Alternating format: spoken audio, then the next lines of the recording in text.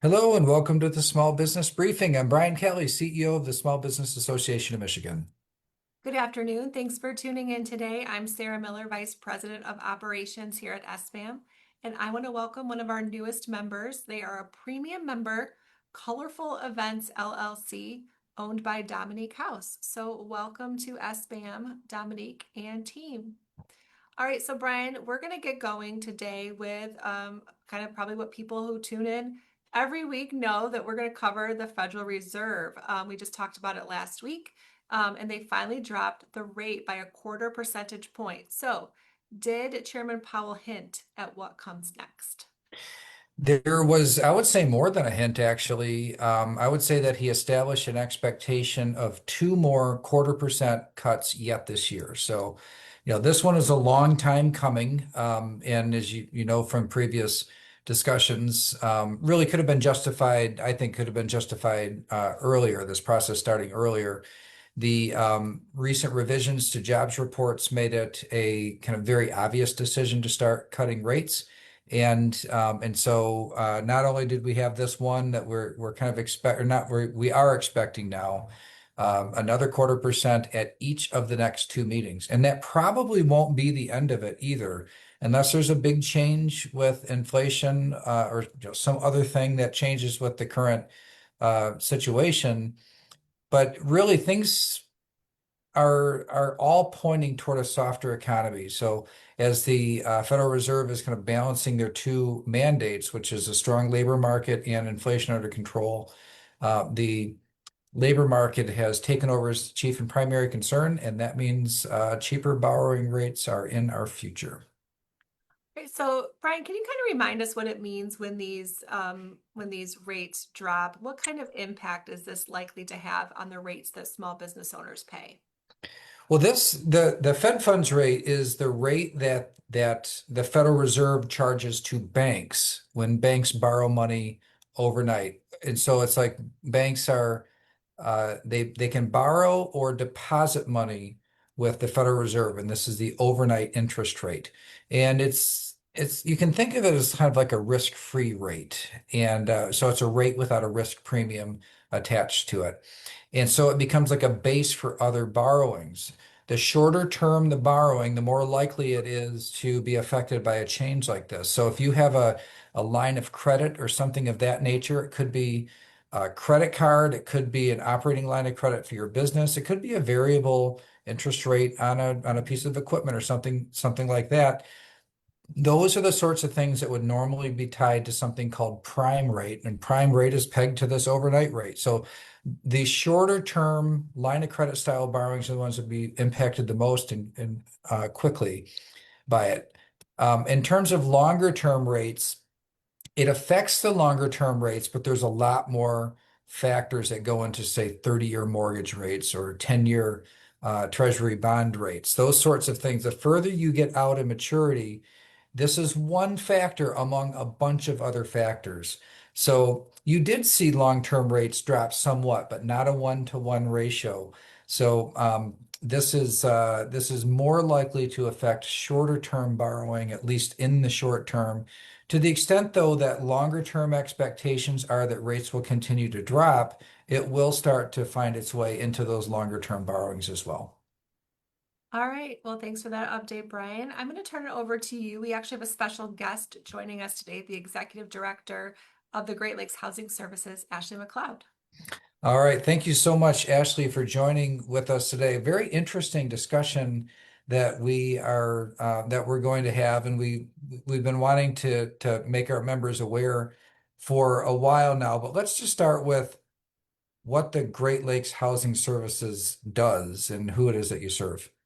Yeah, thank you so much for having me today. I'm really excited to talk to your membership. I'll first and just introduce myself, and then I'll tell you a little bit more about Great Lakes. So I'm Ashley MacLeod. I'm the Executive Director of Great Lakes Housing Services. I'm originally from Detroit, and I moved back about 10 years ago. I was first a management consultant, and then I worked in local government, then for financial institutions, and I've been the Executive Director now at Great Lakes for about 8 months. So, as context, Great Lakes Housing Services was stood up and initially funded by MISTA, the Michigan State Housing Development Authority, about roughly a year ago. During their strategic planning process, they recognized that there was a need for affordable housing. However, there was a gap in expertise and capacity.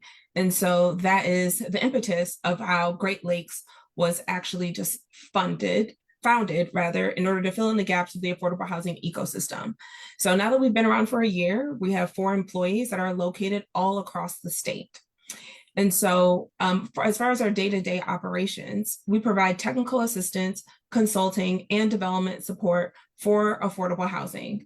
We work with local governments, developers, nonprofits, and employers to bring their housing projects to life. Our focus is, it ranges from zoning guidance to funding strategies to trainings to consulting for emerging developers, nonprofits, and employers. And today specifically, I'm here to talk about how Great Lakes can work with small businesses in order to meet the housing needs of their workforce. So let's connect some of those dots for small business. Why is workforce housing, why has it risen up in your discussions and your connections, strategic planning, but also connections with small businesses? Why is this a small business issue?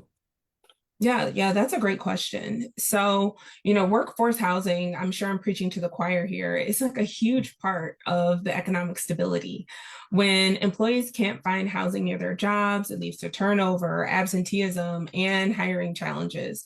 We've seen retail workers, teachers, and nurses commuting long distances or even declining jobs because they literally just can't find a place to live that's either affordable or sometimes it's just not even available in some communities across Michigan.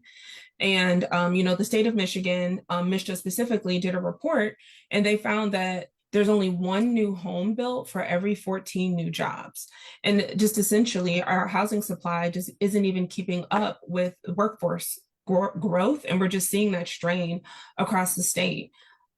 Just like kind of anecdotally, we had a client in northern Michigan in one of the resort towns that was really trying to think creatively about what to do with their summer workforce. And they thought about taking an out of commission naval ship to house their summer workers. And while, that might sound extreme, it just really shows the strain that's on our communities across the state. Yeah, it really did start to hit the radar screen about 15 years ago, and the extent to which, or the acute nature in so many communities that it has reached is really, it's gotten darn near impossible for people to find a decent house or decent place to live at a price point that matches the jobs that are available. And so it just has become a key issue. 20 years ago, this wouldn't even be something that a business association was focused on. Took Exactly. it for granted that housing would show up when people needed housing, and because there was a market for it. Okay, so let's talk about the Employer Assisted Housing Fund. What is it, and how do small businesses access it? Yep. So the employer housing assistant, my goodness, it's a tongue twister. The Employer Assisted Housing Fund is a $10 million fund that offers a dollar for dollar match to employers investing in housing for local workforce. This was a fund that MISHDA created in order to fill in the gap that I talked about earlier.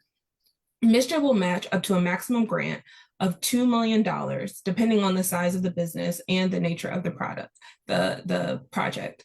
Also, the housing must serve households at 120% AMI or below, which is essentially like attainable housing.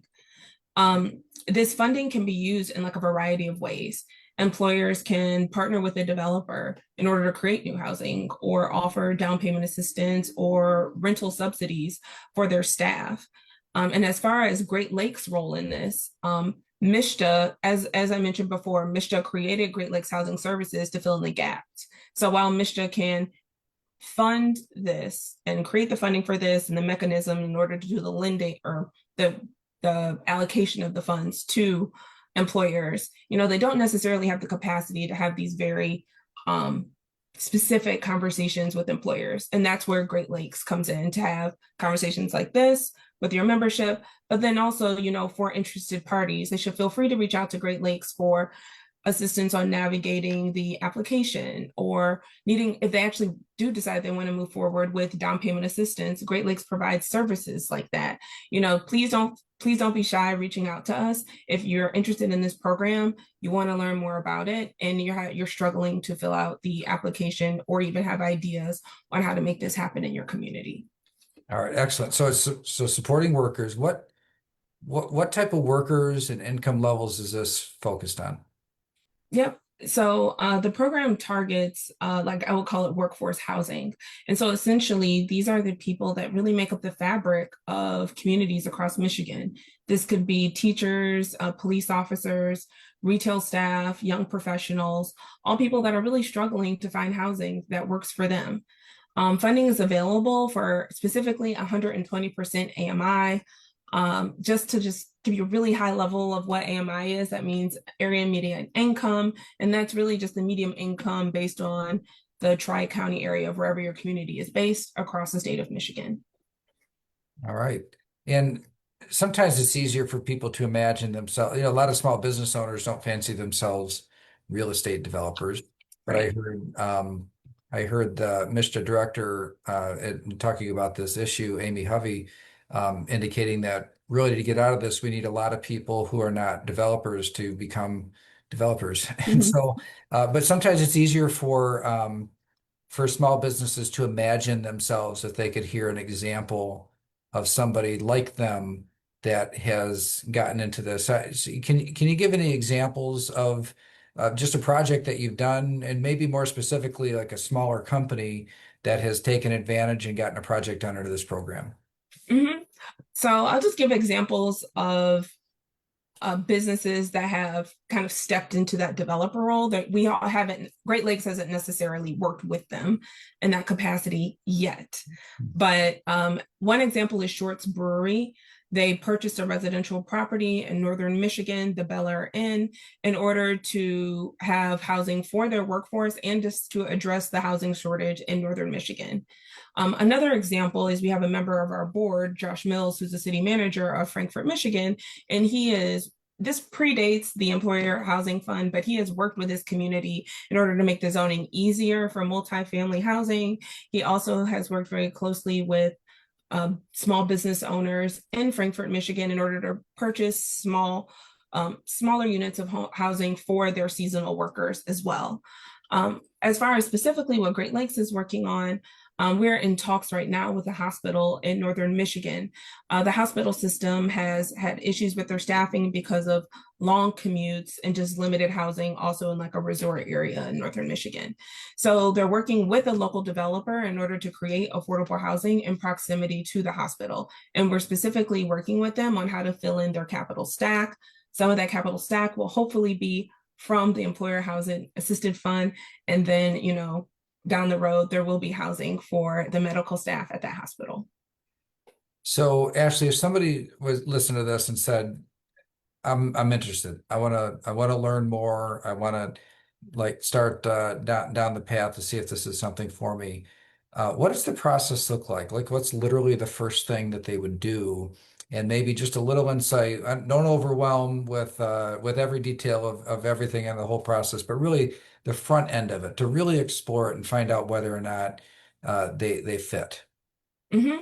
Well, MISHA does have a website that is about the Employer Housing Assisted Fund. However, you can also reach out directly to me, Ashley MacLeod, at Great Lakes Housing Services. Please include my contact information in your newsletters and things of that nature. You do not have to be a housing expert. We were literally created to just walk you through the process. If you realize that your workforce has a need for housing, reach out to us. We're happy to brainstorm with you. We're happy to listen to some of your ideas, and we're happy to provide that technical assistance where you may not be getting it in your community. We also think of ourselves as a convener. So if we are aware of resources in your community, we will happily connect you as well. Excellent. Ashley MacLeod, thank you so much for joining with us today and telling us about the Employer Assisted Housing Fund, and hopefully we'll have some takers that look at it and say, I'd like to get engaged and involved. Really a great way to address both the housing shortage, but also to maybe get a foot in the door on a new line of business. Who knows, developing in a way that is supported and more likely to be successful because of the fund. Thanks so much, Ashley. Thank you. Appreciate it. All right, and yes, we will be getting some further details on our website and in our newsletter, so stay tuned for that. All right, so Brian, over the weekend, President Trump added a $100,000 application fee to H-1B visas. Can you share a little bit about what those are and how big of a change this is for Michigan? Well, so it's a pretty big change for the application itself. So there's a couple of different fees that currently are involved with this type of visa, and they total about $1,000. So really, you're taking it from 1,000 to $100,000. It's a very, very big difference. There's always been controversy over this particular visa program because it's designed, companies find and recruit workers from around the world. It's designed for workers that are in short supply in the US. And so you might hire an engineer from India, for example, and so they land in the US with a job at a specific company who went through the H-1B visa process with them. There's been some controversy around it because some say, well, this is really just a way for the big corporations to hire cheaper labor instead of domestic labor. So this has been the rub, the kind of argument back and forth. And this is a visa program that is fairly well utilized in Michigan, or substantially, I should say, utilized. There's about 8,000 H-1B visas. In the last year, there were about 8,000, over 8,000 here in Michigan. It is public information who uses these visas. I actually came across an article that listed like the top 20 or so. I've got um, the top five I was going to mention. Ford Motor Company, 649 in the last year. General Motors, 574. University of Michigan, 333. Atos, Syntel Inc., 266, and HCL Global Systems, 186. So it is a big change. Now, this is different than the H-2B visa that you hear us talking about. These are visas that are for seasonal workers, like Mackinac Island. Businesses on Mackinac Island often use this particular type of visa for hotel workers, for folks that are coming from places like Jamaica to work for a little while and then are back and forth. And so it is a different program, and it's kind of confusing to keep all of these straight. But it's a big change. It would take this right now. It's a workforce program, but it really, if you were to look at the executive order that created it, you get the sense this really was about um, making the kind of overall cash flow question of, is it really a shortage in the US? You know, you got to pay $100,000 in order to get this type of visa. Well, it makes it so if you really are just trying to move cheaper labor, it takes some of that benefit away, but then also is talked to in terms of a government revenue stream as well. So lots of different facets to this debate, but ultimately, um, this is um, this is the new way. This is in place now, and it's not clear to me that there's a venue. Everything's going to court these days. It seems like this one seems like pretty straightforward administrative change, even though it's a big change, but one I think is less likely probably to be successfully challenged.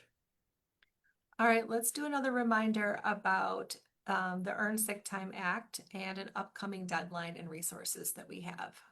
October 1st is when the Earned Sick Time Act goes into effect for businesses with 1 to 10 employees. If you have 11 or more employees, you're supposed to already be compliant with this law. So if you're either in this category, you're 1 to 10, and you're hearing this for the first time, please do make this a priority. We do have some webinars coming up, and Sarah is sharing the link so you can get registered for the webinar to find out what it is that you're supposed to do. We also have uh, checklists and toolkits and templates that can be used to make it as easy as possible to comply. So if you're 1 to 10 employees, the general rule of thumb here is that you need to offer 1 hour of sick time for every 30 hours worked, and you can cap it at 40 hours or 5 days a year. If you're 11 or more employees, then it's 1 hour for every 30 hours worked. You can cap it at 72 or 9 days per year. You can combine it with your with sick and vacation time. That is allowed. We've got templates for that as well. But you don't have to figure this out alone. So you're certainly welcome to. If you feel like you got it, that's great. We've got an awesome resource page on this because we want you to be ready and prepared. But also, if you'd like to attend a webinar, we always spend at the end of that webinar. I'll just sit there and take tons of questions, and you can ask them as specific as you want, and we'll do our best to provide answers to you so that you're not on your own as you move forward with that. All right, I did share the link to our compliance hub, and the upcoming webinars are September 29th and October 7th. Registration is at sbam.org/events. All right, let's round out today's show with a little 2026 election watch. There was a Republican straw poll recently. Yeah, up on Mackinac Island. So and lots of action and activity. So we know that we had the fireside chat with Mayor Duggan. Was that last week or the week before? Time flies. We've got one coming up with Lieutenant Governor Garland Gilchrist. I was actually over the weekend. I'm the chair of the board of the Autism Alliance. We did our annual Heroes Walk, and Jocelyn Benson was there as part of that. And the biannual conference that the Republicans do is up on the island, and Eric Nesbitt, Senator Majority Leader Eric Nesbitt, won that straw poll. So this would be among kind of like the grassroots activists of that political party, and people talk about John James, Congressman John James, as being kind of the front runner among the Republican candidates, but he really didn't have a strong presence on the island. Eric Nesbitt and Tom Leonard, two candidates that did, and Eric came out on top. So lots and lots of activity. We will have our gubernatorial series so that small business owners can have FaceTime and ask questions directly to the people who aspire to be your next governor. And we will do our best. Actually, we've already got yeses from all of the, well, I'll call it the top 8 candidates from both sides of the aisle that are going to spend time with us at SBAM, taking your questions as a small business owner. So please, please do take advantage of that. These folks need to hear from you if they're going to effectively govern and create an environment of success around small business owners. Thank you so much for joining us today. All right, yes, thank you so much for joining us. I did drop the candidate link or candidate series link here. October 28th is Lieutenant Governor Gilchrist. November 3rd is Senator Nesbitt, and that will open up for registration this week. Have a wonderful week, and we will see you back here next Monday at 3 o'clock. See you next time.